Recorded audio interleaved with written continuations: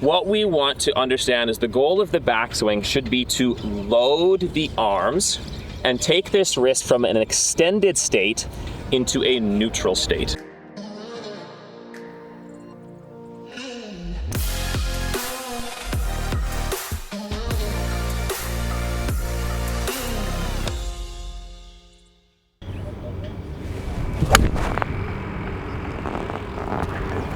All right, Rick, so let's talk about how to hinge the wrists in the backswing and move the club into this loaded position that you see with the professional.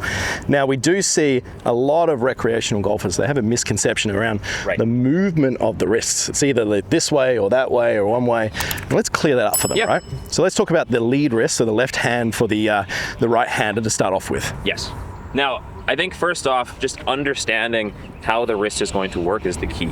Okay, if we look at the grip that we have with our lead hand, our glove hand is in a state of extension or cup, depending on the term that we want to use.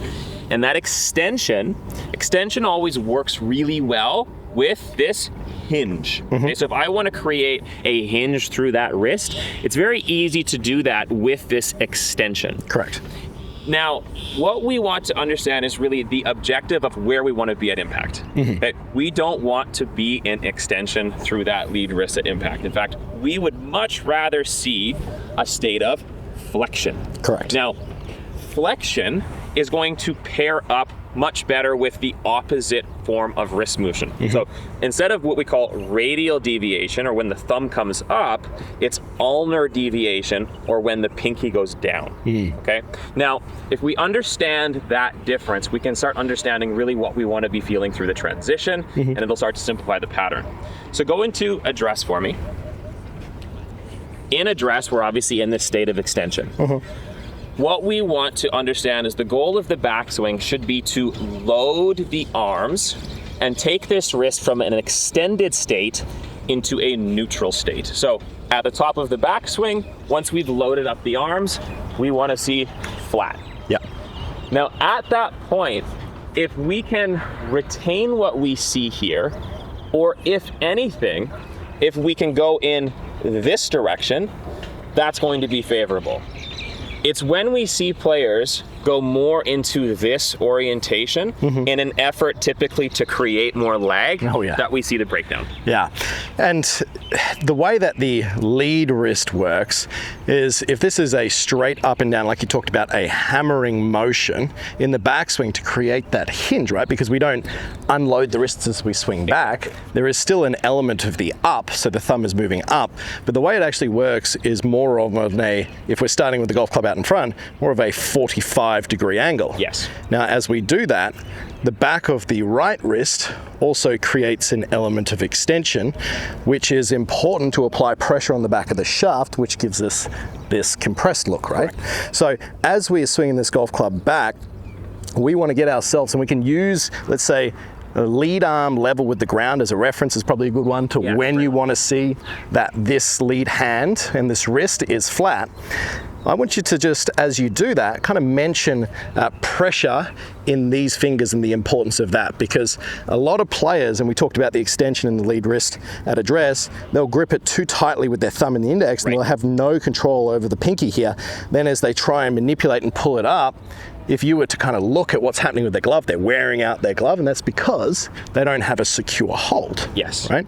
Now, just as a little exercise, I get a lot of players to do this, you'll find that if you take your thumb and your index off and you're actually gripping it with the last three fingers underneath the pad of that hand, you'll still be able to get this nice little hinging motion that is important for creating any sort of wrist hinge in the backswing, but then you are actually going to load the golf club correctly, because of the weight of it is going to move back and get this lead wrist into a very good orientation. Whereas what happens if I don't have the correct pressure points here, I use my index and my thumb and I try and move and pull that golf club back, I have no control and can feel it slipping. You lose that structure here. Very, very good. So setting up here, talk to me a little bit more about this sort of lead arm parallel backswing position. Okay, so one of the keys that I like players to try and feel is creating a wide motion from the start. So if you go back into your address, if you try to create a wider circle, that sensation of width, using the body to generate the speed, creating width, is going to keep more extension through this lead arm. And if we have that pressure outward, it makes it much easier to keep this lead wrist flat as it loads. And as we see that, it does make it easier to get the golf club to start loading into more of the trail wrist. Yeah, absolutely. So you can see the condition of this wrist, it gets flat relatively early in the backswing, then it will stay flat, but then that trail wrist actually does tend to have a little bit more of this increased extension and cupping as it moves down into transition and coming back down into the golf ball. Absolutely. Yeah, so this obviously, at this point here, we're in much more of a stronger delivery position. So just being able to understand really the transition of going from that state of extension through that lead wrist, and as we go through this dynamic motion, having that orientation of the wrist change more into a neutral state, and then eventually a slightly flexed state, developing that pattern is directly going to transfer to cleaner strikes. Love it. So one of my favorite exercises to educate players and their wrists of how to move is to actually take the fingers of their trail hand off the golf club, so they've just got the lifeline of their right palm up against the thumb.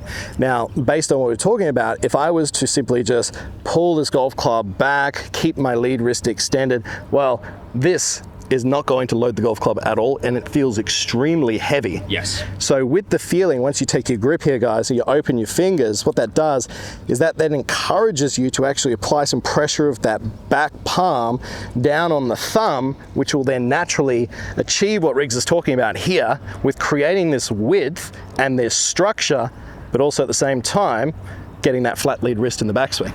That looks leveraged to me, and that's what we want to see. Yeah, absolutely. Any other special drill or exercise that you get players to work on there?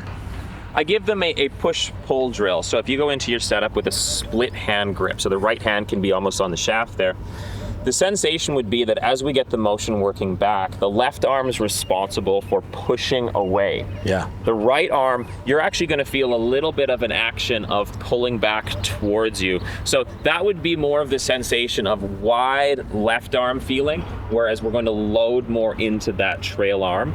So for those who tend to find, if they're looking at their golf swings from that face-on viewpoint, if they're severely underloaded at that left arm parallel position, so if we see something like that, a player learning that push-pull drill drastically improves their leverage. Setting up here, the lead arm's going to push that golf club away, and the right arm, I would just say that when we're talking about pulling with the right arm, it's more of the feeling of the kind of the knuckles coming back to the forearm rather than pulling it into our body. Very important, because we can see the breakdown of the structure.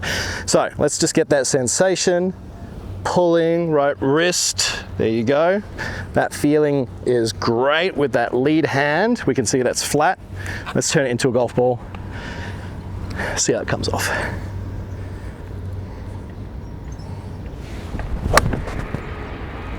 Lower flight, more compressed.